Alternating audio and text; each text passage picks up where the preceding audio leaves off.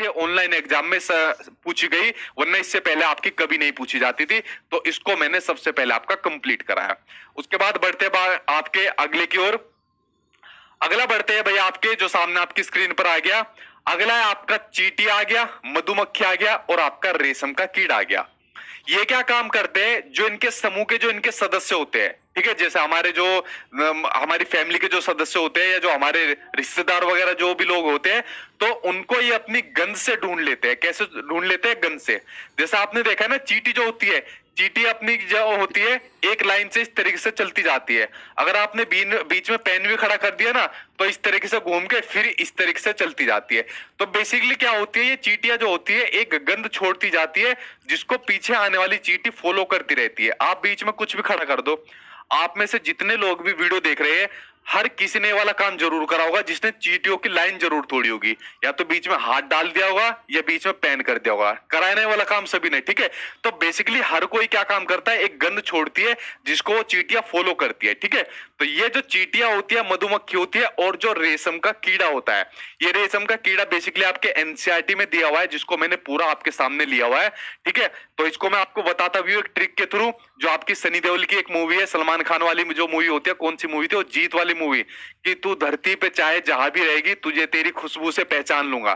तो ये क्या काम करता है, खुशबू की जगह उसकी गंध से उसको पहचान लेता है, जो इसके पार्टनर होते हैं, जो इनके सदस्य होते हैं, ठीक है। तो ये आप लोग समझ गए, ये तीनों के तीनों अपने जो उनके सदस्य होते हैं, उनके जो पार्टनर होते हैं, उनको उनकी गंध से पहचान लेते हैं, ठीक। तो यहाँ पर इनकी बात हो गई। चलिए बढ़ते हैं आपके अगली ओर, बढ़ते हैं आगे। आपके क्या चीज दी हुई है, देखिए ये चीज आपके एग्जाम में एक और आपको देखने को मिली। बेसिकली आपके भैंस और बगुले की आपकी स्टोरी आपके एनसीईआरटी में दी हुई है। ये आपके ऑफलाइन एग्जाम में भी भाई साहब दोनों आपको देखने को मिलते थे। बट आपके जो पैरासाइट वगैरह आपको देखने को मिलते हैं, ये ऑनलाइन एग्जाम में भी आपको देखने को मिले। अब देखिए इनके बारे में एक एक करके पढ़ लेते हैं, जरा एक एक करके पढ़ लेते हैं, ठीक है जी। हाँ हाँ हाँ, ठीक है भाई, सही जा रहे हो।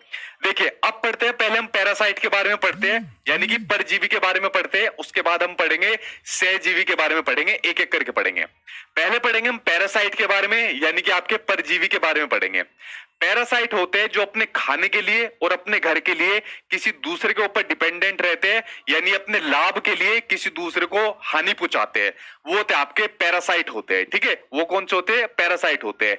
जैसे कि आपके एग्जाम्पल के लिए, जैसे आपका जोंक हो गया, ठीक है। जोंक जो खून चूसने वाली होती है, देखो वो अपने क्या काम करती है, अपना फायदा लेने के लिए अपने चिपक जाती है हाथ में या कहीं पर भी, और खून को चूस लेती है। अपना फायदा तो ले लिया, खून चूस लिया, लेकिन दूसरे को नुकसान पहुंचा दिया, दूसरे को हानि पहुंचा दी। उसके अलावा जू हो गई, ठीक है। आप लोगों के बालों में है ना जू, ठीक है। तो जू क्या करती है, बालों में जाकर अपना घर बसा लेती है, ठीक है। तो ये अपने फायदा लेने के लिए दूसरे को नुकसान पहुंचाती है। जो अपना फायदा लेने के लिए किसी दूसरे को नुकसान पहुंचाए, वो होता है आपका पैरासाइट होता है।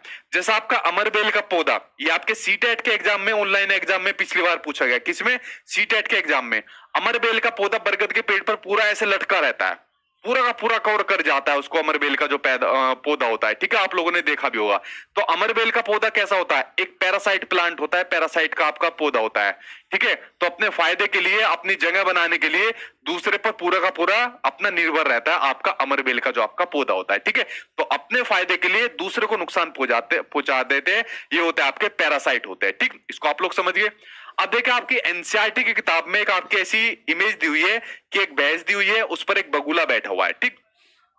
तो ये यहां पर किस चीज को दर्शा रहा है, देखिए अगर कोई जीव किसी दूसरे जीव से लाभ लेता है बट उसको हानि नहीं पहुंचाता, पैरासाइट में क्या काम कर रहा है, दूसरे जीव से लाभ तो ले रहा है बट उसको हानि पहुंचा रहा है, ठीक है। यहां पर क्या काम कर रहा है, जैसे जोंक हमसे लाभ तो ले रही है और हमें हानि भी पहुंचा रही है, लेकिन जैसे बगुला है, तो बगुला क्या काम करेगा कि भैंस, मैं तेरे जितने भी ये तुझे परेशान कर रहे हैं, ये इंसेक्ट वगैरह जो तुझे परेशान कर रहे हैं, तुझे खा रहे हैं, मैं इनको खा जाता हूं, ठीक है।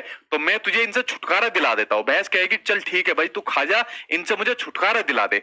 तो यहां पर बगुला आके भैंस की हेल्प कर रहा है।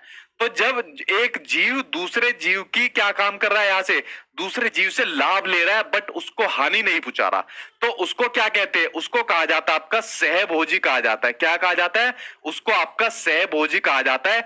जैसे यहां पर बगुला इस भैंस से अपना क्या काम कर रहा है, लाभ ले रहा है, बट वो यहां पर इस भैंस को कोई भी नुकसान नहीं पहुंचा रहा है। ठीक है, तो इसको क्या कहा जाएगा, इसको आपका सहभोजी आपका कहा जाएगा। इसको समझ गए आप लोग, आगे बढ़ते हैं। तो पैरासाइट आप लोग समझ गए, सहभोजी समझ गए। अब पढ़ते हैं आपका सहजीवी पढ़ते हैं। ठीक है, अब पढ़ते हैं आप लोग सहजीवी पढ़ते हैं।